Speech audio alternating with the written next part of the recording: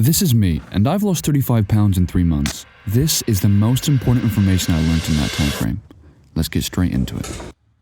If you've never done a diet before and you've never stuck to anything, I think those are the 3 principles that are probably most attributed to my weight loss.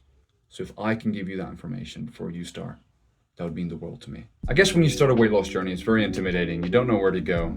I didn't know where to go personally. I didn't know how to start it. I just knew I had to start it. I did diets in the past, never worked. I think I lost around 10 pounds, then relapsed and gained it all back, plus some. So this was a real eye-opener experience for me. The first thing I wish I knew before starting this journey is how many calories do I need to eat to lose weight? Now I know that sounds simple. I know like, oh yeah, of course, you gotta eat this many calories, you lose this much weight. It's easy, right?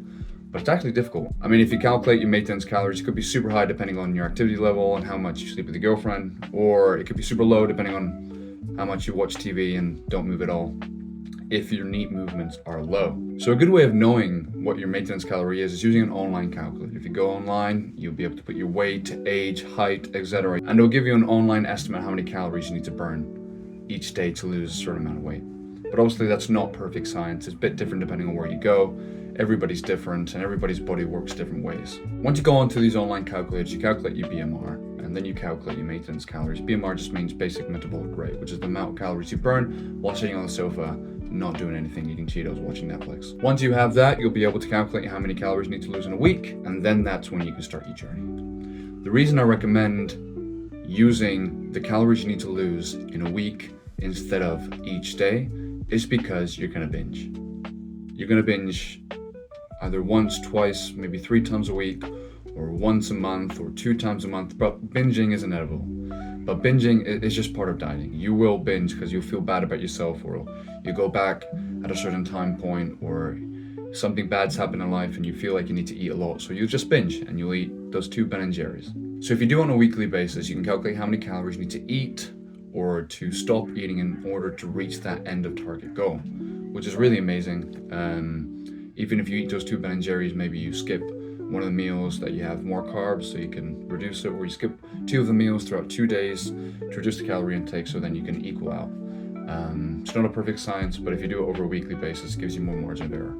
And that leads me into my next point, which is forgive yourself. If you do binge, which you will binge if you're starting a diet and you're watching this for the first time, it's okay. You're gonna binge. I've binged, everybody's binged. How big you binge is depending on how bad you feel that moment. If you can stop yourself before doing too much, that's great. If like you eat 2 Ben & Jerry's, don't eat that 3rd one. Stop. And it's okay to binge. Don't feel bad for yourself. It's part of the human process. In fact, you're starting this diet, so that's probably a massive step in the right direction. Your body's not used to it. So if you forgive yourself for binging, and instead of going deeper into the hole, you're like, okay, well, I've done that already. Well, next week I got to do this, or we're going to continue doing my diet. Even if I have surplus calories, it's fine. Then you're going to be on a great track because you can't really lose. If you binge but then come back to reality, it's kind of like your body's way of saying, okay, well, we're going to try to sabotage here, but my mind says no, and you continue. And I've binged multiple times, and I binged again and again, and I plateaued, but then I continued on the path and lost 35 pounds. It's what you need to do, is you need to forgive yourself.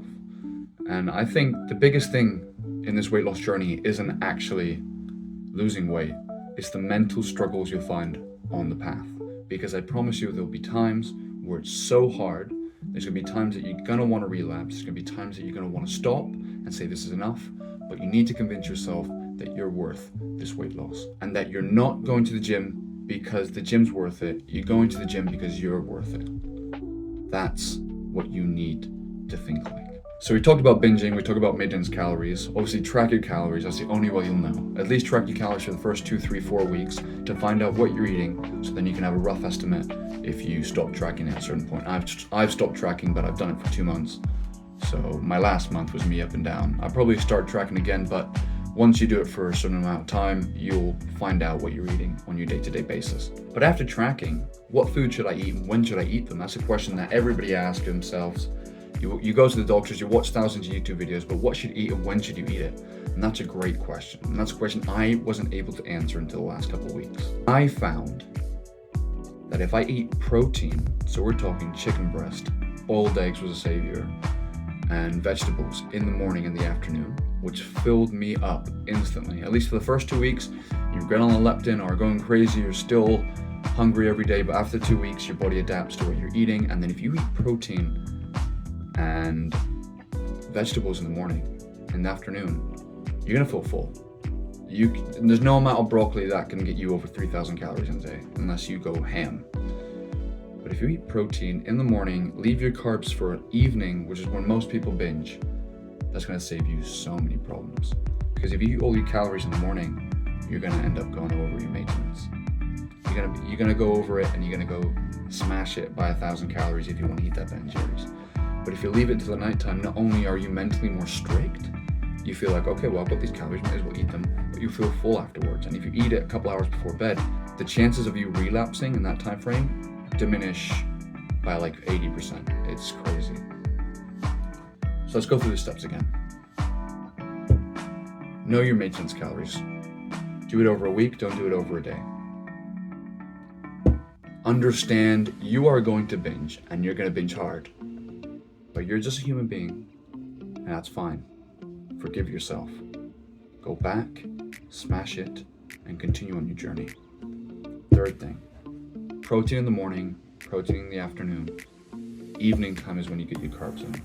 Fats in the morning, carbs in the afternoon, evening time.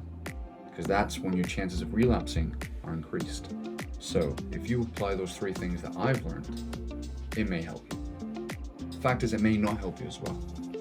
But talking to other people that have lost weight, I feel like that's pretty good narrative to go down. If you've never done a diet before and you've never stuck to anything, I think those are the 3 principles that are probably most attributed to my weight loss. So if I can give you that information before you start, that would mean the world to me. And I hope that you smash it out. So this is me. I'm gonna go buy some stuff now, buy food because I'm an actual human being, but I'm gonna leave you to it. And I know you can do it. You are amazing. You are amazing. I don't know your name. I don't know where you come from, but I know you can do this. I don't care what other people think. You are worthy of weight loss. You deserve it. You deserve to be healthy. And with that, I will leave you. Have a good one, and I'll see you next time.